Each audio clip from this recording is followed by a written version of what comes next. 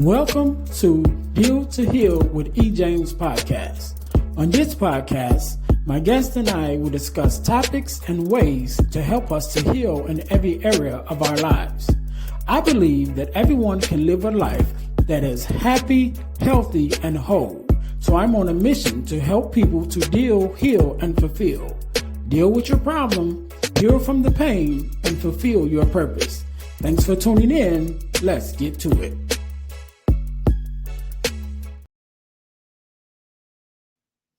Hey guys, real quick, before we jump into the episode, I need you to do the 3 S's for me. What is that? First of all, I need you to subscribe to the channel so that you don't miss an episode of our podcast. Number 2, I need you to share it with your family and friends. Don't keep it to yourself. Share it with someone else. Lastly, I need you to say something. Leave us a comment. Let us know how we're doing. Let us know what you want to see from us, what you like, what you don't like. We are open to your suggestions. We want to know everything that you want to let us know about the podcast. All right. Now, get back to the episode. All right. Welcome to the Deal to Heal with E. James podcast. I am your host, Ernest James, and I believe that everyone can and should live a life that is whole, healed, and healthy. And therefore, I'm on a mission to help people to deal, heal, and fulfill, to deal with your problems, to heal from the pain, and to fulfill your purpose. Thank you guys once again for tuning in to the Deal to Heal with E. James podcast. If you haven't already, make sure that you listen, like, subscribe, and share our podcast on all of your podcast listening platforms. Also, make sure you guys are checking us out on our YouTube channel, which is the Deal to Heal Podcasting Network. Again, that's the Deal to Heal Podcasting Network, where not only will you find the Deal to Heal with E. James podcast, but you will also find the Girl Dad Discussions podcast, which is our partner podcast. So make sure you guys go and check us out there. Again, that's the Deal to Heal Podcasting Network, which is our new YouTube channel.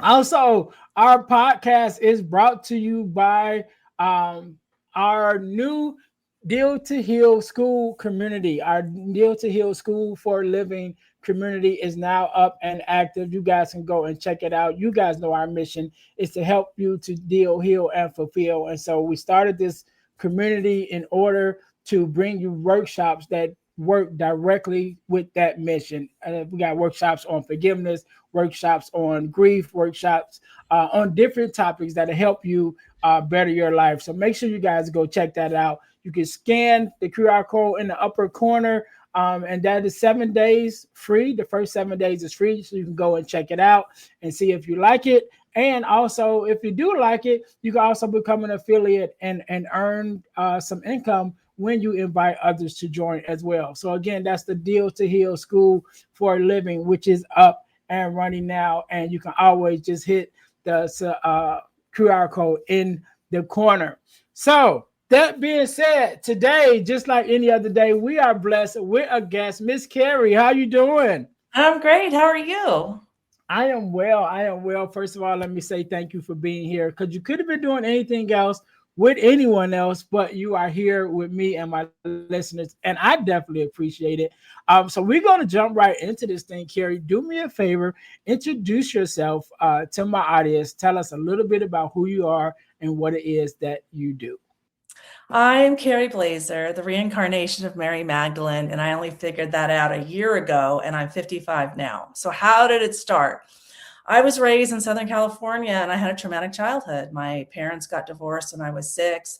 I had a job when I was 12, even though I lived in a wealthy town and my dad was wealthy. I started a 6-year career at Hot Dog on a Stick when I was 14. But when I graduated, I was making double minimum wage, and I bought my own car and went off to college.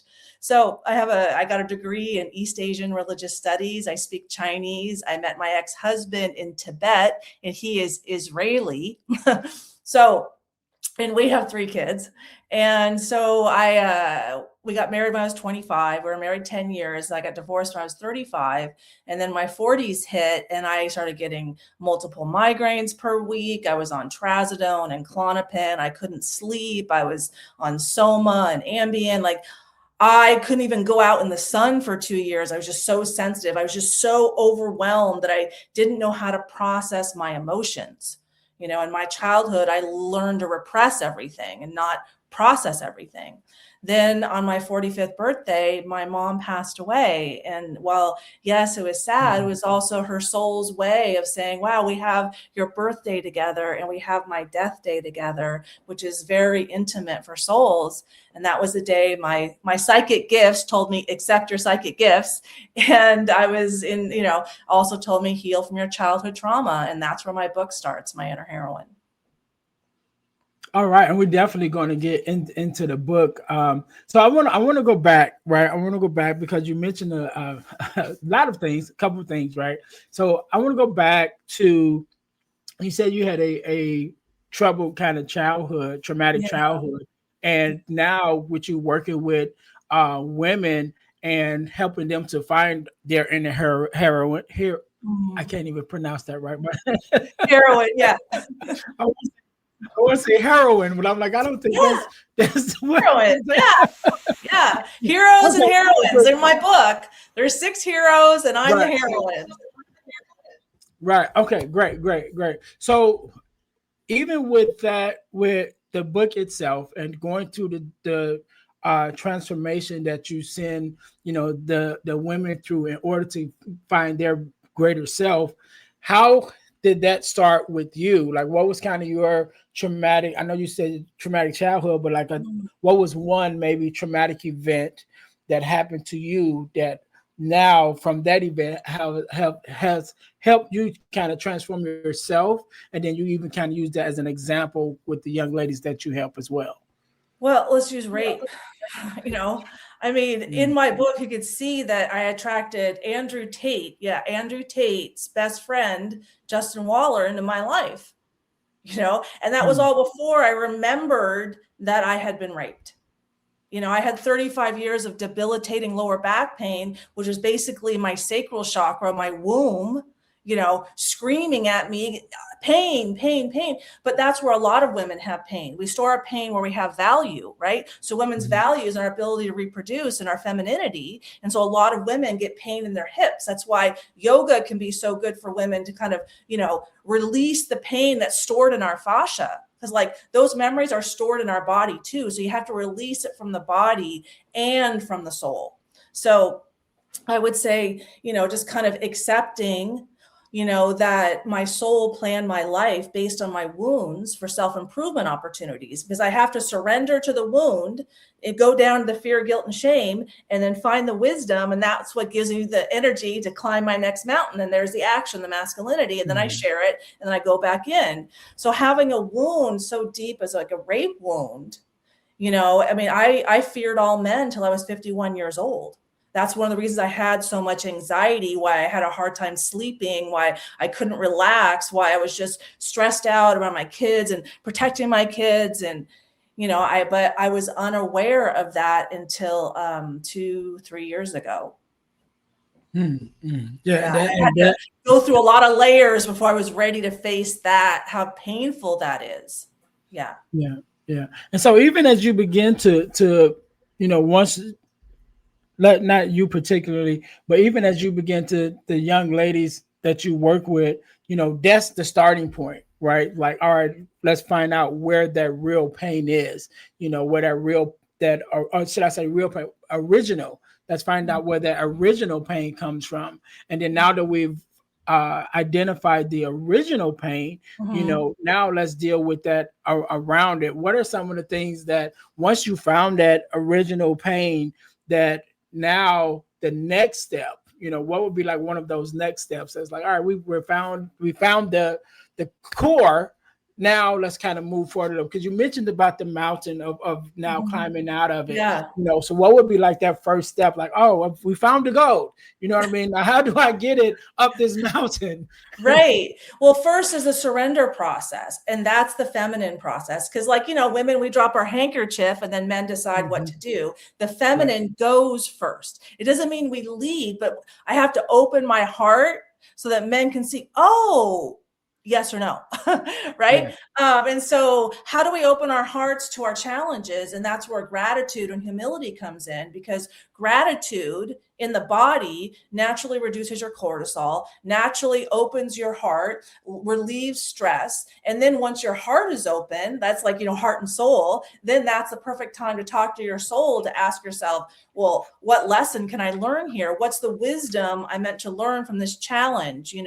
Why is this happening to me? How can I improve myself? Why did I attract this challenging experience into my life? And what wisdom can I, or knowledge can I get out of it, so I stop attracting those challenges into my life? Like, now I take challenges over the finish line. Like on my YouTube channel, someone starts, starting something, then and it's just done, because I know that if I don't take the challenge over the finish line, it's going to circle back around in my life. Like we were talking before the podcast, and you said that you had a history of attracting in, fatherless women. Okay. And that's, again, like you had to learn your lesson so that you could stop attracting that experience into your life. Like I attracted men who have multiple women. Well, why was that? I had a wound in my subconscious that I'm replaceable. So how did my soul figure out how to show that to me? Like the universe is a mirror showing me myself in every moment as a constant feedback loop for self-improvement. Men with multiple women, So first we had Justin Waller and Andrew Tate, and I never wanted to date with any of these guys. Like I was DMing Justin on Instagram. And then at yoga, I met 2 fire academy instructors. Like Andrew Tate was warm up for the fire department. That's saying a lot. And then the fire department was warm up for the FBI, because that took me all the way back to my guy from my childhood, JC, who is former FBI, currently the head of global security at GoDaddy. So those are the kind of men that I attract into my life. And, I had to accept that. And one thing that really helped me accept that I attract these kind of top tier men is a Winston Churchill quote, because he said, it is said that famous men are often the product of an unhappy childhood. I'm like, okay, well, that's like my childhood. So, because I asked myself, why do I need 35 years of debilitating lower back pain, failed relationships? Okay, the size of the wisdom equals the size of the wound. And I've experienced enlightenment like a plethora of times over the past 2 years. Like, so I can, enlightenment's like Mount Everest, right? So if I want Mount Everest size wisdom and knowledge, then I have to take on Mount Everest size wounds, all based on the laws of physics, because our souls are energy bodies. So that so this is like, I just like, oh, I get it now. We have to surrender before we can climb. And, you don't start surfing waves on the 70-foot wave off of Portugal. You start in the 1-foot wave, It's like, here's an example. So 8 years ago, my youngest daughter, who was, late teens, we had an argument and I was wrong. And I didn't know how to apologize to her. Like, it wouldn't come out. So I asked my subconscious, like I opened my heart and I asked, okay, so why can't I apologize to my daughter? And my subconscious said, literally, you won't apologize because you believe that if you apologize, she will leave you. I'm like, that's not logical. But in our subconscious, our wounds, they lie to us. And that's why they sabotage our lives. So, but it wasn't time. I had to, accumulate so that I could, go that far down to go that far up. Right. And so I'm like, oh, well, if I apologize, she'll want to stay. So I called her up, I apologized. And then from then on, I don't have that problem anymore, because I turned the wound into wisdom in my soul. So it's not, my soul doesn't attract it into my life to show me myself. Does that make sense? Yes. And I like that, wound into wisdom. I'm writing that down. Yeah, like, you have like, your deal to heal. Like you got to deal with your pain to heal. It's similar kind of concept. You got to accept it, and then you got to process it through. And, like you're going to share below, I have a free ebook that has my 6 divine feminine self-love strategies, and appreciate, learn, forgive, appreciate, open your heart, learn, and then forgive is the first one. So it'll show you how to process your pain, and it'll show you how to let go of remorse and regret. Because if our souls are planning everything, and our souls are, have all the wisdom and knowledge of the universe, why are we regretting a lesson? You know, why do Yeah. we have remorse? I mean, yes, feel the emotion, but then, let it go. Yeah, and I want to jump into the ebook in a second. But I want to just touch on two things because you mentioned first gratitude, and I think that people look over gratitude and don't acknowledge or maybe even not even recognize how important gratitude is and how much of a part it plays in your life and even in your mental health, and then the peace that you can bring into your life by just being grateful and showing gratitude for the things that has transpired in your life and the things that you want to come. Because one of the things that I've learned is there's you don't make room into your life for the things that you want if you're not appreciative for the things that you have.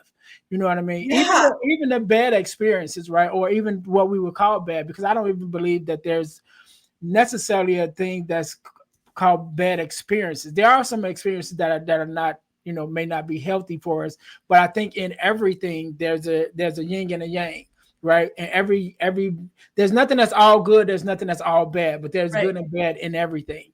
And sometimes we may feel the bad part of it the most in the moment, but once we're able to kind of digest it, even the worst things, we can find some gratitude or something that's good that came out of it. Because even by this podcast, coming to the point of this podcast, and getting started and everything I do now, I tell people it started with my divorce, and my Yeah. divorce wasn't a good thing, but coming out of my divorce is when I recognized my connection with fatherless daughters, Hmm. which led me to the first a podcast that I was asked to be on as a guest, which led to me being asked to be on several other podcasts, which led to me starting the podcast, so Yeah. on and so on and so on. Right. But it Yeah. started with my divorce, Mm. which could be looked at like that's not a good thing. Like it's bad. And I would even say it was bad from an emotional standpoint because I didn't want to get divorced.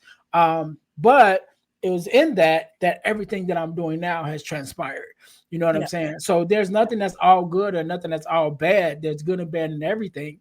And when we can notice and appreciate the good in every situation, we Yeah. open up our hearts and our lives to receive more of that.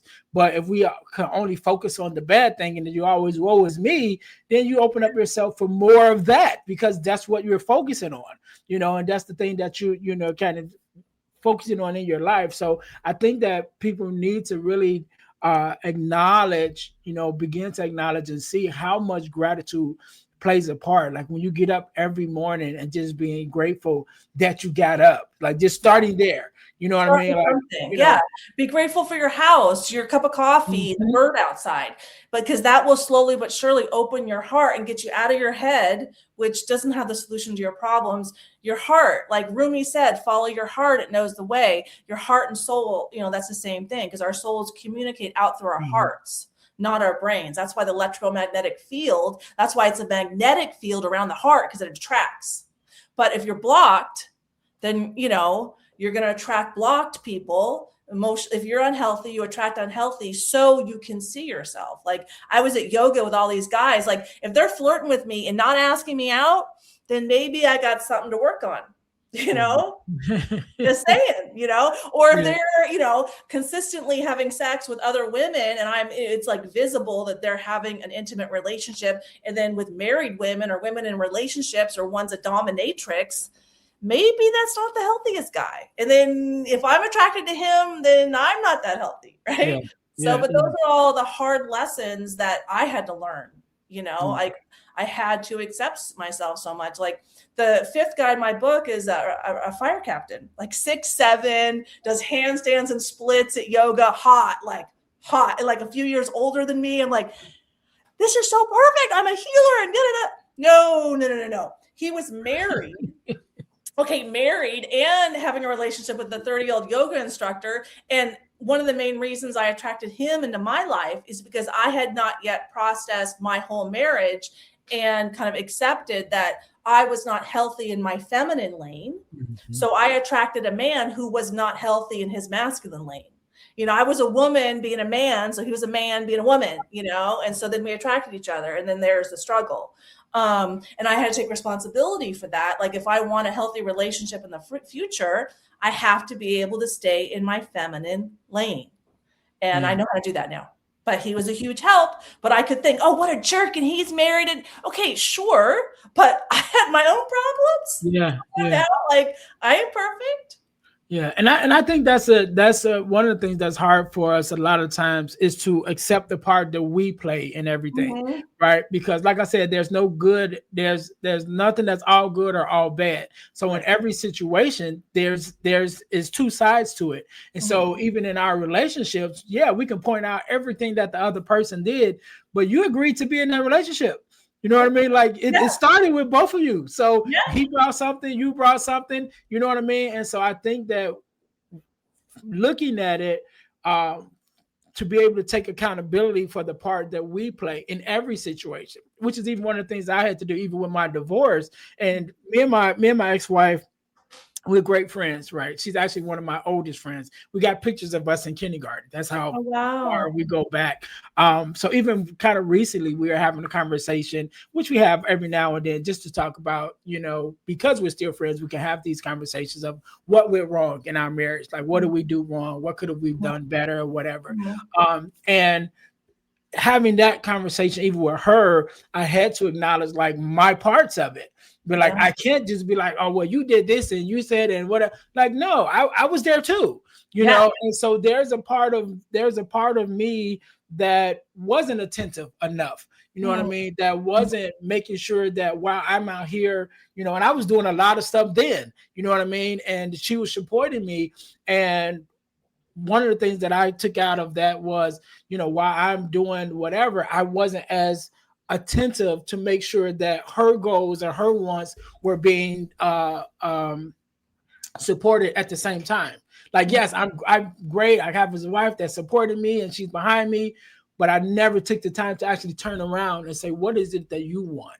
You know what I mean? Yeah. What can I support you with? And so I had to be able to own that, Mm-hmm. coming out of my divorce and having these conversations that now, I have to recognize that. But I don't think that a lot of times we as people like to look at ourselves for the part that we play, especially when we feel like we're the victim. Like, oh yeah, you did something that hurt me. Like, yeah, but I'm sure there's something that happened, you know what I mean? Or there's a part that you played even in the midst of that. And I don't think we Right. always like to look at that. Well, I think, I had to really look at that because I had a huge victim mindset, and that was one of the main reasons I'm so strong on we are energy bodies, we're souls having a human experience because we accept that we're all souls. Mhm. Then we can ask ourselves, well, how do souls operate? And then we can get into, oh, well, Einstein can help us here because he said the field is the sole governing agency of the particle. The field meaning the energy field, the energy body, and the particle meaning the body. Like epigenetics is like a new field of science that came out in the past 20, 30 years, and it's just like skyrocketing. And it means what happens before the genetics, right? Because only less than 1% of disease is caused by our genetics.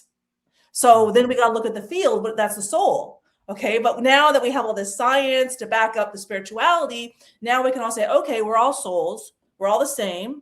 Now what? And so, and as a reincarnation of Mary Magdalene, we all know that the church made her a prostitute and suppressed her. And she was teaching self-love creates heaven on earth. But that doesn't go along with the church that says the cross is the only ladder to heaven. I'm like, no, that's controlling.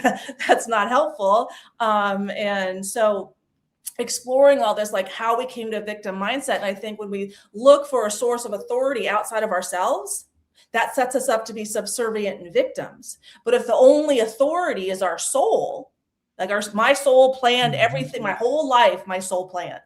So, and my soul knows everything. So yes, the hardship, the rape, like right now I'm not talking to my kids because we're all taking a break. Like my failed marriage, my failed relationships, I don't have a best friend. My soul planned all of that for me. So I would have an opportunity to experience enlightenment, understand who I was in the past, and help everyone heal. Has it been extremely challenging? Extremely challenging. But I'm a very complex, intelligent, robust woman. Like, I needed a huge challenge to kind of pique my interest. I have a master's degree in East Asian religious studies, right? It's like I speak Chinese. That's why I was in Tibet. And I need that level of kind of input to process it through to have an opportunity for growth. And so this is where, a less advanced, or a soul that's not as old as mine would take on less challenging lessons. People are looking to like communism and socialism for the solution, or like, an external God. I'm like, well, that's an external solution to an internal problem. So I only start attracting healthy things into my life, like we've talked about, when I change how I feel about myself, when I take accountability for my problems. So it's I know it's a whole different shift, but we are at the right time. Like, now is a time of self-healing that started in 2012. If you look at the Mayan calendar, that now is the time for us all to realize that we're souls having a human experience, and that I don't need anything outside of me to access divinity inside of my soul, which is enlightenment, which is an emotion. Like, I never learned that enlightenment is an emotion in college and Chinese Buddhist monasteries. It's all men, right? Yeah. But it's an expression of our soul, and our souls express ourselves through emotions. That's how, that's learning to surf the waves of life, which is also one of the lessons in my ebook. I try to keep it simple. Like, it's so complex. Speaking of the ebook, I wanna touch on a couple of things that I've seen in it. One of them is changing the world is an inside job, right? Yeah. So I want to talk about that, because that kind of also reflects one of the things that I say is you may not be able to change the world, but you can change your world. Yes. Right. So if you change your world, then the world around you will change. So talk to us a little bit about, changing the world as an inside job, about that concept. So looking at emotions, right, with enlightenment being the highest vibrating emotion at 700 to 1,000 hertz. And if you want to look up the map of consciousness, it's also on my website, kerryblaser.com, by Dr. David R. Hawkins. We have energy bodies, so they can measure how the energy oscillates or fluctuates, right? So enlightenment's at the top, love is 500 hertz, courage is 200 hertz, and shame is 20 hertz. Okay, so maybe you go into shame, then you go up to courage, but then you kind of, those waves of life go up and down. And that, when you start processing those emotions in your soul, and you naturally spend more time in the courage, the love, the compassion, the enlightenment, and those are all higher vibrating energies. Other souls that, like, your soul goes out about 6 feet. So other souls that you're connected to through your heart, your loved ones, and the ones you interact with in society, are naturally benefited from your higher vibrating energy. Like, if you look at like 5 metronomes, and 2 are going super fast from the beginning, and the other ones are kind of slow. Within 1 minute, they're all going super fast, because energy naturally aligns with the highest vibrating energy. So that's why changing the world is an inside job. And I'm the only one that has sovereignty over my soul. So it doesn't really help me for another soul to forgive me. I mean, it can mirror that back to me. Mm-hmm. But if I don't internalize it and do my own work, then Jesus forgiving me doesn't matter, because I have to forgive myself. Him learning the lesson from my challenge doesn't help me. I have to learn my own lesson. And that's why I'm the only one that has sovereignty over my own soul, over myself. Yeah, so I'm never a victim. Yeah, and I think that's important for us to understand, because so many times there are things within us that we're asking to get from other people that only we can give. You know what I mean? So I do a workshop on forgiveness that I've been doing for the last couple of years, talking about forgiveness. And one of the facilitated parts that I facilitate is forgiveness of self, right? Yeah. And so I use SELF as an acronym, which stands for season of life, emotional state, limited information, and forgiveness by grace, right? Mm-hmm. And so I'll just talk about season of life, because sometimes we hold grudges against ourselves for decisions that we made that was just in a season, right? And Mhm. so, as finna be 50 this year, as a Yep. 50-year-old man, there were some things that I did as a teenager that, I may be holding against myself because I'm like, dang, that was Mhm. stupid. You know what I'm saying? But if I'm able to recognize that it was just that season of life that I was in, I was a Yeah. teenager. I didn't know anything. You know what I mean? Then I can begin to forgive myself for Yeah. those decisions because I recognize that it was just a season. But I Yeah. think that a lot of times we don't take the time to really, where we're looking for people to forgive us. We're looking for people to, make things okay for us and kind of give us their approval on some of the things that we've done or didn't do. And sometimes that's just an inside job. Like, no, you have to give yourself that permission. You have to give yourself permission to be happy. You have to give Yeah. yourself permission to, look for the next big thing. You have to give yourself permission to achieve the goals that you want to achieve. You know what Yeah. I'm saying? And sometimes we're looking for that validation from an outside source. And it's like, Yeah. no, if you start with it on the inside, then everyone else will connect with, again, like you said, that energy field. When you start forgiving yourself and giving yourself permission to live the life that you want to live, everyone around you will start feeling that when they come in connection with you, and they'll start pouring that into you, and you'll be like, oh my God, I don't remember, like I never expected this person to come into my life and add this much value. But like, yeah, because you've added the value to yourself first, and now they're Yes. disconnecting with it. So Yeah. I We don't think attract we what we are. oftentimes I don't think we oftentimes put that connection together. Well, see, one thing that's happening really, it's like amazing in this podcast is, we interacted over email, but we haven't talked before. We Mm-hmm. both have done work on turning our wounds into wisdom. We deal to heal, right? And we have Mm-hmm. similar epiphanies. That's because all the wisdom and knowledge in my soul is also in your soul. Yeah. So this is why we can come to similar conclusions. We might say it a little differently, Yep. but it's still the same epiphany, right? Like, what you just said was how I say it is, don't turn a life lesson into a life sentence. Same concept as, forgive yourself, it was a lesson, don't turn it into forever. And so, but we all have to learn that when our soul is ready to learn that. Like my mom, when she passed away, she was still an alcoholic. It wasn't her soul's time to heal yet, right? So, but she set me up to take over as the matriarch of the family at 45, 10 years ago, almost 11 years ago. And that was my time to go, okay, now it's time to change. It's time to turn my wounds into wisdom. And that's when I started my healing process. And so just accepting, like if you're in a lot of pain right now, the best thing to do is accept it. Take care of yourself, try to eat well, start a gratitude practice, but your soul has a plan for your life. Like this is the best example that I got, that my soul has a plan for my life. Okay. So last summer, I started accepting that I'm the reincarnation of Mary Magdalene. There's a lot of videos on my YouTube channel. You can check it out. Also on my website. It's my next book. Then the second coming happened in September. And at the beginning of that enlightenment experience, soul connection with the Native Americans to heal like the manifest destiny wound. We killed the buffalo and all the, just things that Americans did to Native Americans.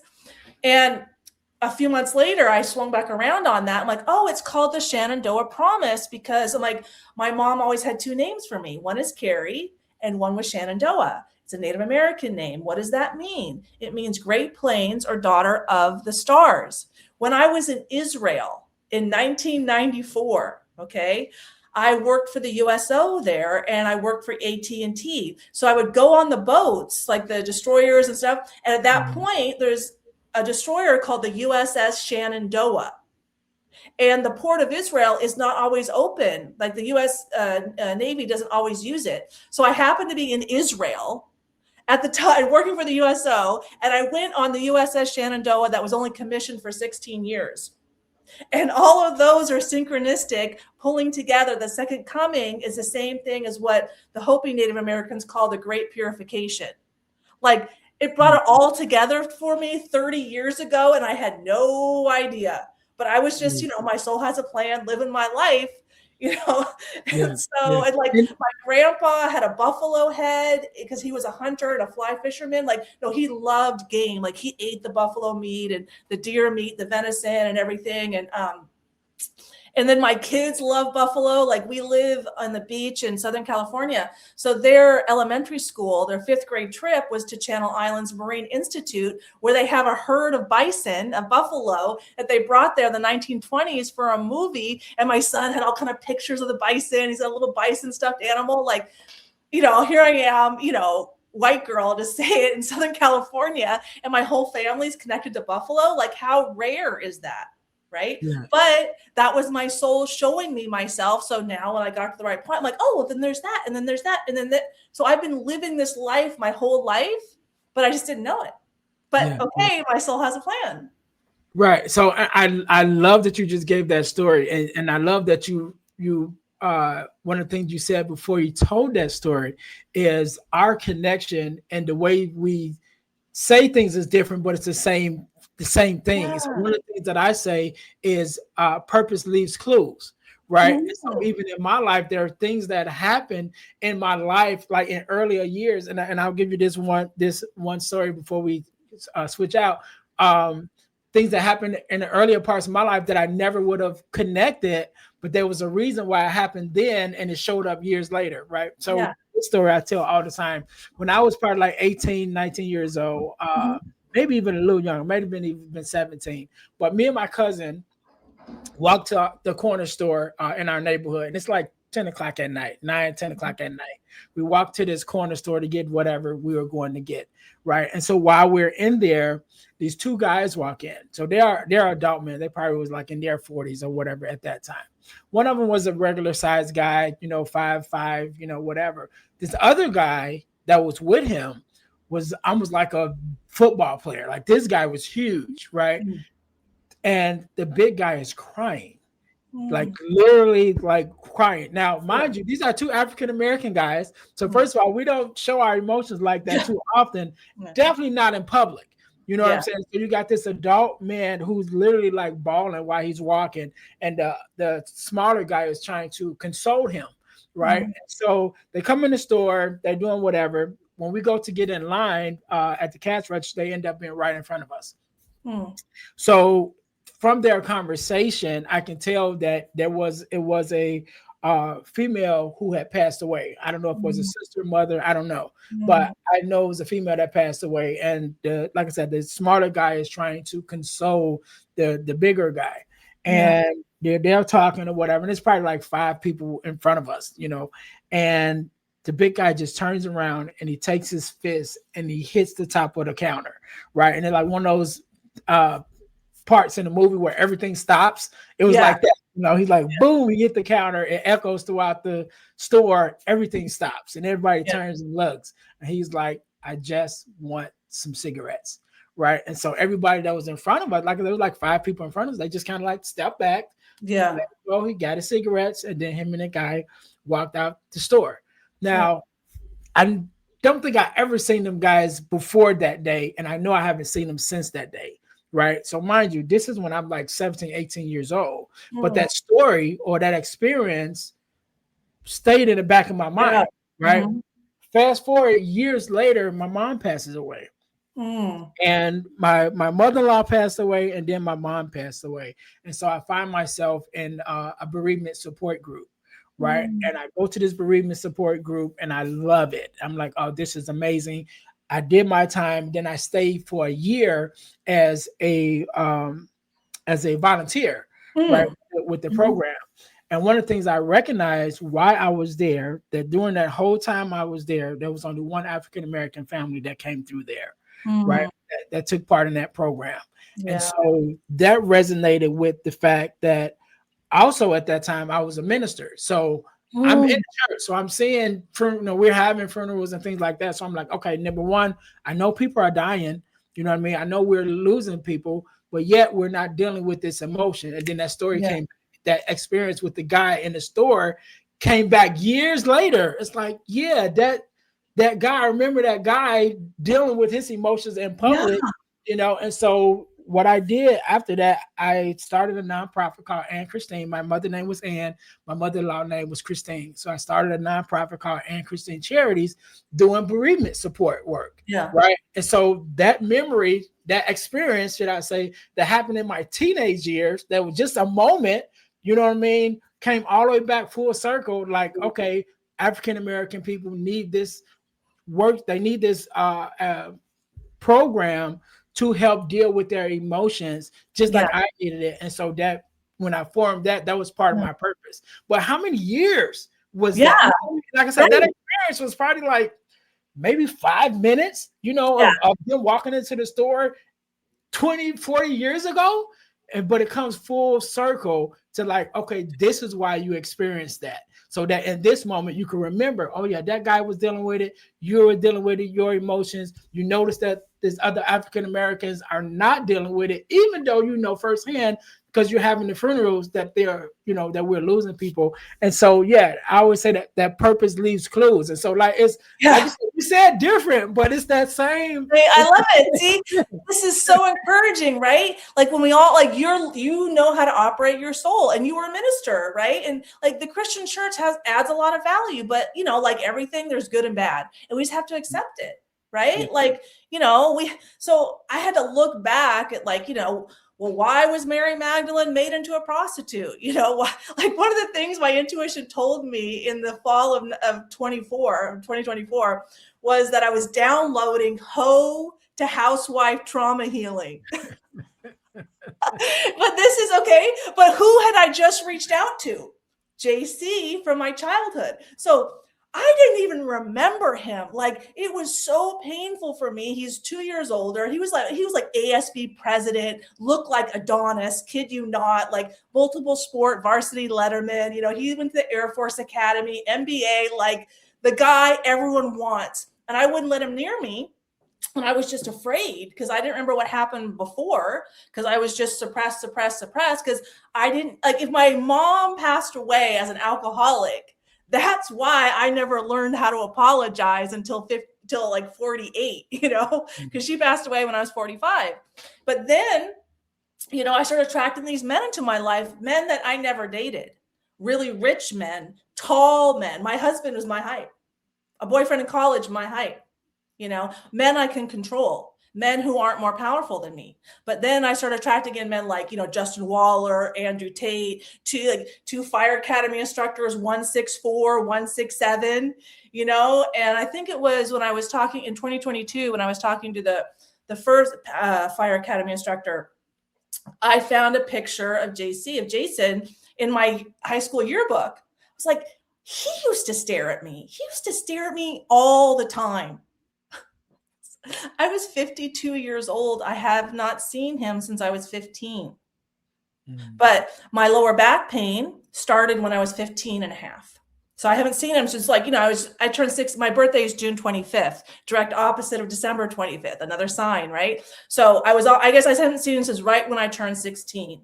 But my lower back pain started screaming at me about 6 months before that, you know, and I stopped going to my dad's house. And my dad's house was a quarter mile from his dad's house. That I only found this out last year. I didn't remember where he lived. His dad was a surgeon. My dad didn't sleep at the house at night, so I was open and I wouldn't let him talk to me. Do you see the setup, you know? And so what was happening to him at his house, right? Winston Churchill.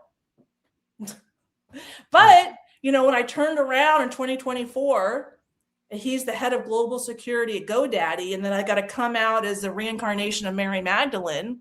I felt really safe. So, you know, he done his part. He took over the internet, the physical kind of network, and I've taken over the spiritual network, and there's the masculine, feminine mirroring. And, you know, I came into Justin's life 2 months before Andrew's takedown started, where he was canceled on social media in August of 2022. Jason got the job at GoDaddy in May of 2022. And I reached out to Justin in June of 2022. And there's always been like a masculine soul guiding me. And then, Okay. Andrew, I helped him one time, but he didn't come back for more help. I'm like, he needs more. I need to talk to that guy. Then he gets thrown in solitary confinement. And I spend 4 months in my garage in the dark in my recliner talking to his soul because I resonate with how isolated he felt in solitary confinement. My soul has a plan.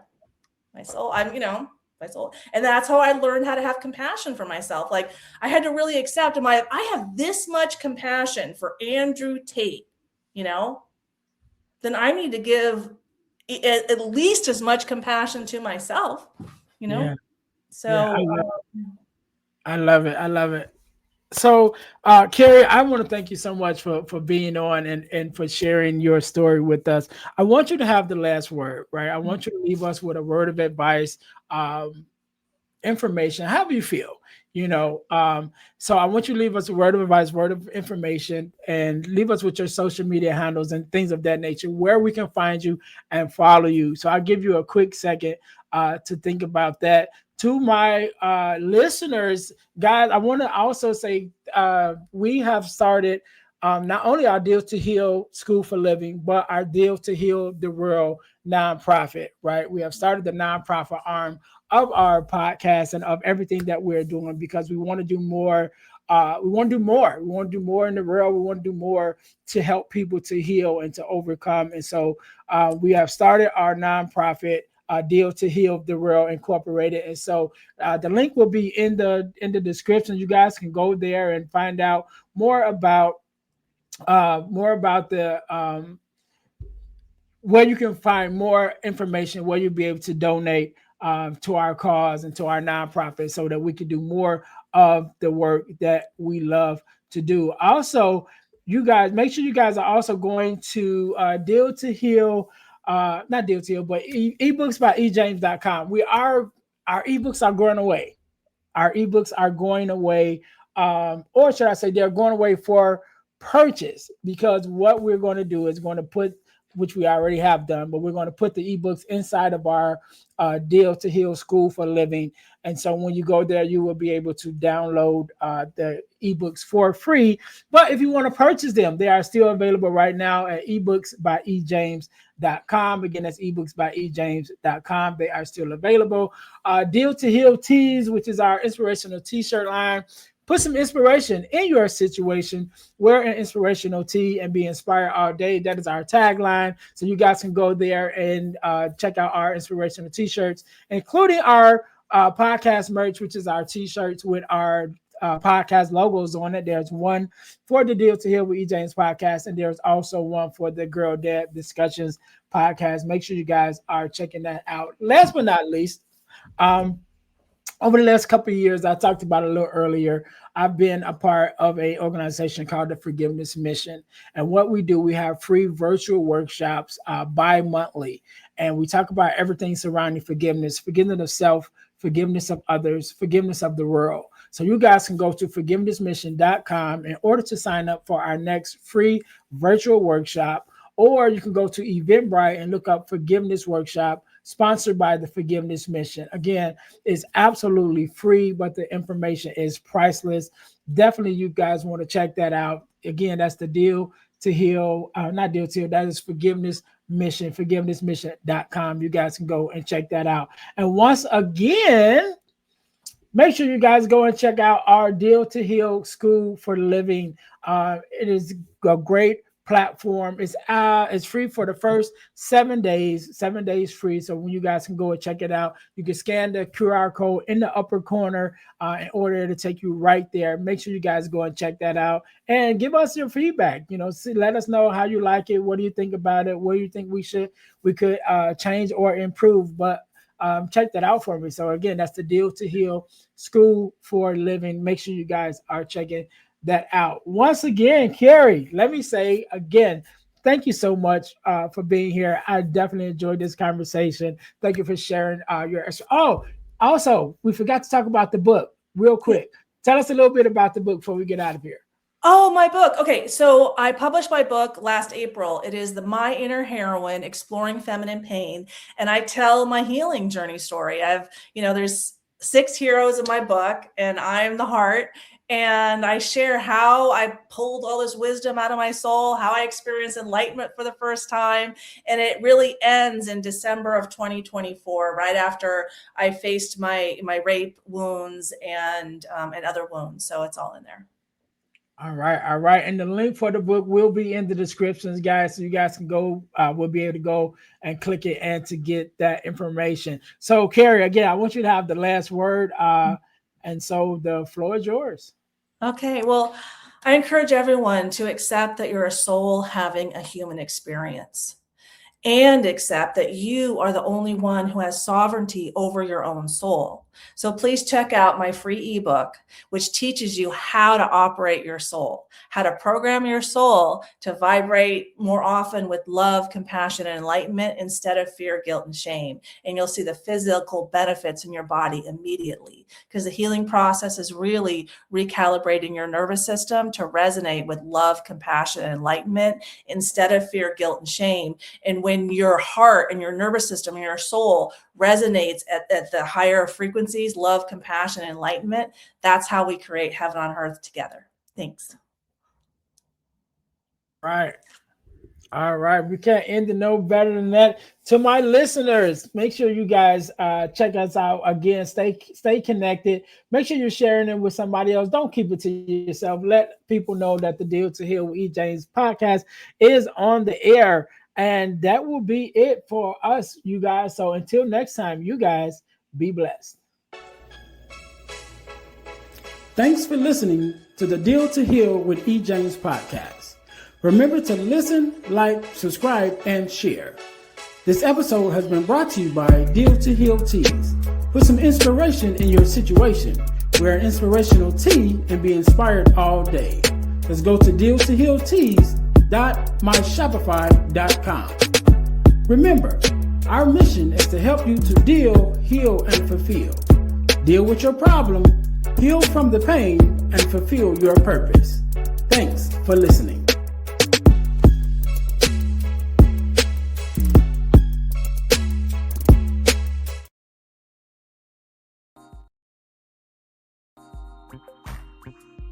Hey guys, if you're enjoying this podcast, then I know you'll enjoy the Girl Dad Discussion podcast. I'm your host, Ernest James, and I believe the relationship between a daughter and her father is one of the most important relationships a young lady can have. And therefore, my mission is to promote the daddy-daughter relationship by sharing the voices of girl dads to the world. So check out our podcast on every platform where podcasts can be listened to. And if you want to watch the podcast, check us out on our YouTube channel. Again, that's the Girl Dad Discussions podcast with your host, Ernest James.